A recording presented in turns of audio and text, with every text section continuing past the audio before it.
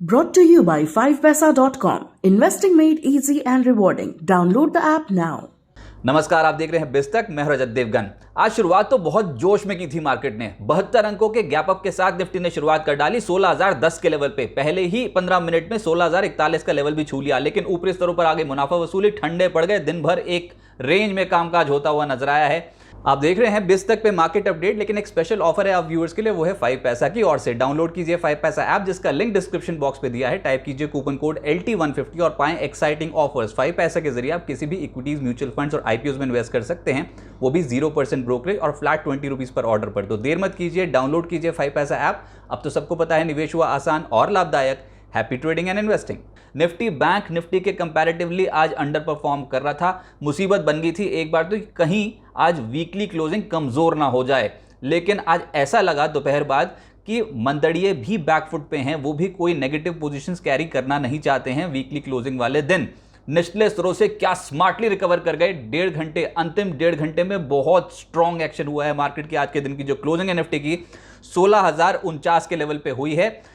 16,066 आज के दिन का हाई है और निफ्टी ने आज दिन की ऊंचाइयां छूते छूते क्लोजिंग दी है 110 अंकों की बढ़त के साथ। निफ्टी बैंक 31 अंक मजबूत हुआ है, 34,682 के लेवल पे हुआ है बंद और सेंसेक्स 344 अंकों की मजबूती शो कर गया। लेकिन निचले स्तरों से जो मैं कह रहा हूं कि सुधर कर बंद हुए हैं, उसमें निफ्टी की क्लोजिंग है 16,049 के लेवल की। आज के दिन का लो है 15,927। पिछले दिन के लो को नहीं निकाला था। निचले स्तरों से जो रिकवरी आई है वो है 122 अंकों की, यानी कि लगभग 0.25% का उछाल देखने को मिला है लो लेवल से। और निफ्टी बैंक 219 अंक सुधर कर हुआ है बंद। आज के दिन का लो था 34,463 का, लेकिन उसके बाद ये लेवल दिखाई नहीं दिया। बहुत ही स्मार्टली निचले स्तरों से रिकवर हो गए, 0.64% की रिकवरी आ गई।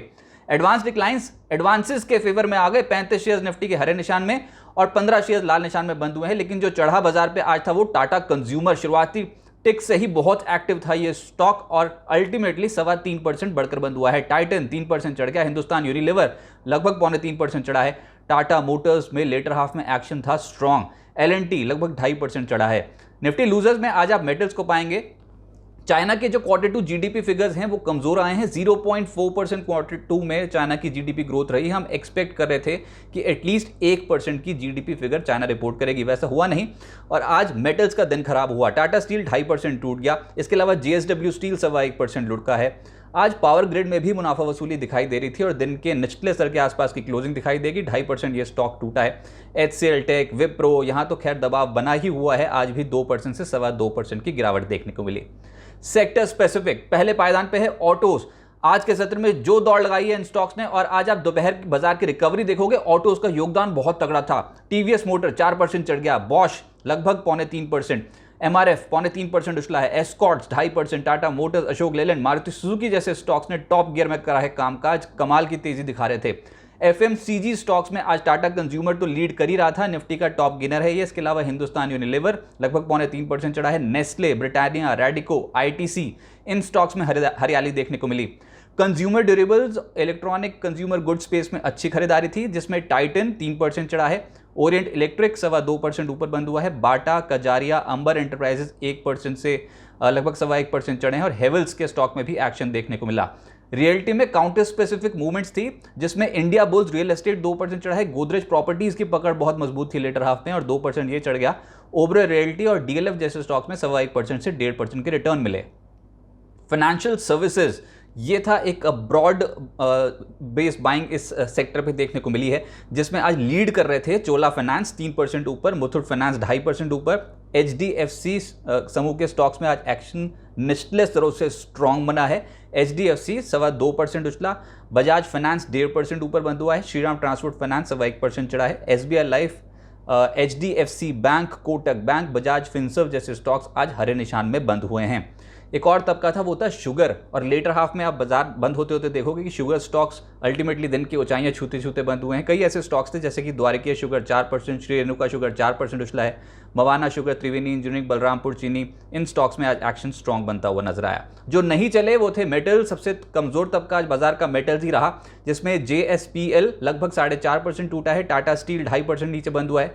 JSL 2.5% टूटा, हिंदुस्तान कॉपर लगभग 1.25% टूटा है, NMDC, रत्नमणि जैसे स्टॉक्स में आज दबाव देखने को मिला है। एक और तबका था सरकारी बैंक्स, इसमें कैनरा बैंक 2% हल्का हो गया, bank of Baroda, PSB, PNB, bank of India जैसे स्टॉक्स में हल्का दबाव देखने को मिला। और IT में कहीं खुशी कहीं गम, लेकिन जो दिग्गज स्टॉक्स हैं वो अभी रिलेटिवली आउट परफॉर्म नहीं कर रहे हैं, जैसे कि HCL टेक्नोलॉजीज इस हफ्ते बहुत ज़्यादा गिरावट स्टॉक पे देखने को मिली और आज भी 2.25% टूट गया।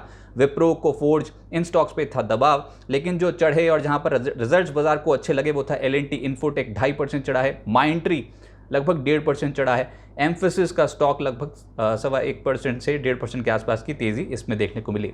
F&O गेनर्स में सिंजीन कमाल हो रहा है पिछले कुछ दिनों में और आज भी लगभग 4.25% उछलकर हुआ है बंद।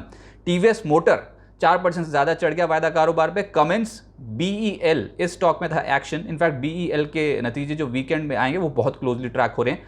टाटा कंज्यूमर 3.25% चढ़कर बंद हुआ है, निफ्टी का टॉप गेनर भी है।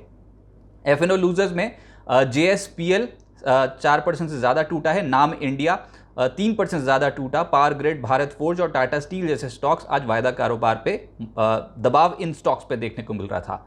लेकिन ऐसे बाजार में जब बाजार में रिकवरी आएगी तो मिड कैप्स कैसे पीछे छूट जाएंगे। आज अब बहुत लंबी सूची है मिड कैप्स में, तो जो रिटर्न मिले हैं जैसे कि ITI, ये तो इस हफ्ते का स्ट्रॉन्गेस्ट परफॉर्मर निकल के आया है, आज भी 11% चढ़ा है। इंगरसोल रैंड 8% से ज़्यादा चढ़ता हुआ नजर आया। अपार इंडस्ट्री 7.5% चढ़ गया। हॉस्पिटल क्षेत्र से जुड़ी कंपनी जो है एस्टर DM, इस स्टॉक में 7.5% का रिटर्न मिला है। EPL सीक्वेंट साइंटिफिक 7.25% उछलते हुए नजर आए। JK टायर स्टॉक्स में एक्शन स्ट्रॉन्ग है, आज JK टायर, MRF, ये कुछ ऐसे स्टॉक्स है जो एक्शन में थे। इसके अलावा नारायण हृदयालय 6% चढ़ा है। DCM श्रीराम, HFCL, IDBI और जुबिलेंट इंग्रीविया इन स्टॉक्स में था एक्शन।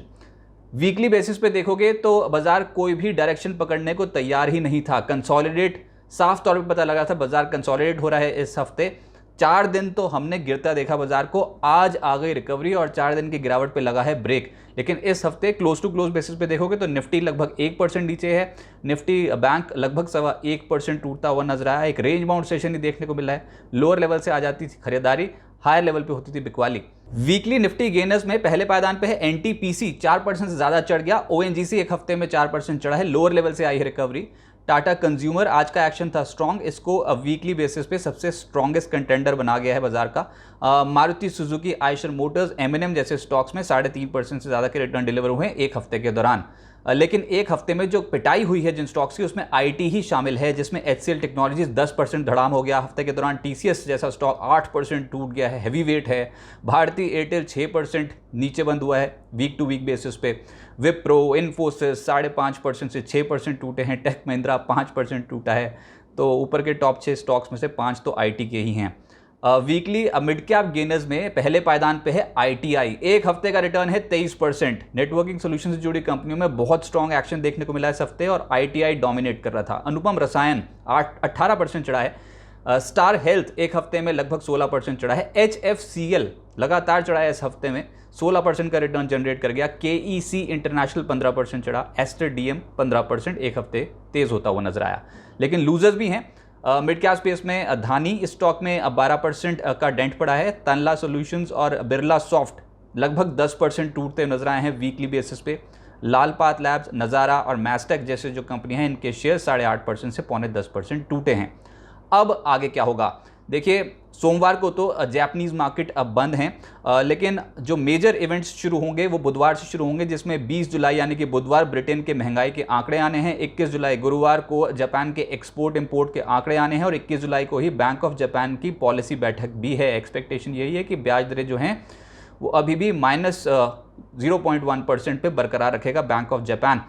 क्रूड ऑयल के बाजार पर भी नज़र रहेगी, क्योंकि जो भी स्टेटमेंट्स खाड़ी देशों से निकल के आएगी वो बहुत बड़ा इंपैक्ट डाल सकती हैं क्रूड ऑयल के बाजार पे। आपको पता ही है कि अमेरिकी राष्ट्रपति खाड़ी देशों के दौरे पे हैं और वहाँ से एक बड़ी अनाउंसमेंट्स कभी भी आ सकती हैं।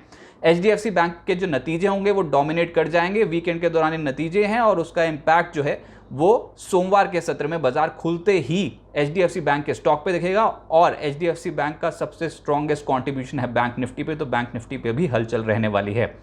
वेदांता 19 जुलाई को बोर्ड बैठक है जिसमें दूसरे अंतरिम डिविडेंड पे कंपनी विचार करने जा रही है और 27 जुलाई को जिनके पास भी डीमैट अकाउंट पे वेदांता के शेयर्स होंगे वो ये दूसरे अंतरिम डिविडेंड के हकदार होंगे, अगर बोर्ड ने ये दूसरा अंतरिम डिविडेंड अनाउंस कर दिया तो।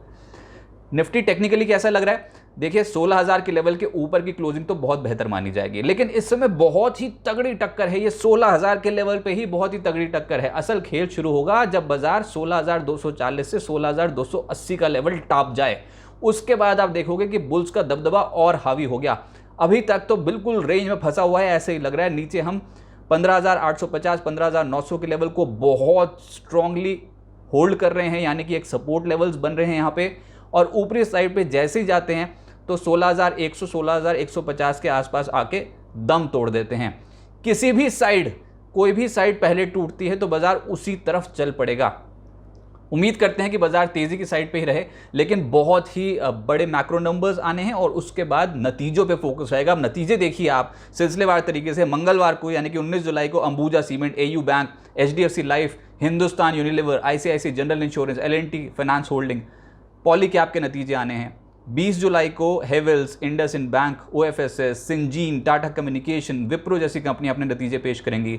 21 जुलाई गुरुवार को Canfin homes, Mphasis, Persistent, PVR, SRF वायदा कारोबार पर नतीजे पोस्ट करेंगी, और Cyient, GSFC, Hindzinc, IDBI, ICICI securities, Kajaria cash market में नतीजे पोस्ट करेंगी। 22 जुलाई को शुक्रवार को बंधन bank, Crompton Greaves, HDFC, AMC, UltraTech के नतीजे आने हैं। और बड़ी बात यह है कि शनिवार को भी बाजार नतीजे ट्रैक करेगा। 23 जुलाई को ICICI बैंक, कोटक बैंक के नतीजे आने हैं। रविवार का दिन भी नहीं छूटेगा क्योंकि इन्फोसिस इस बार रविवार को नतीजे पोस्ट कर रही है, और 24 जुलाई बहुत इंपॉर्टेंट तारीख है, इन्फोसिस के नतीजे आने हैं। तो रिजल्ट्स डोमिनेटिंग वीक रहेगा। बाजार पे लोअर एंड से फिर से रिकवरी आई है, लेकिन हायर लेवल पे रेजिस्टेंस लेवल भी है। असल खेल शुरू होगा 16,240 से 16,280 के लेवल के ऊपर।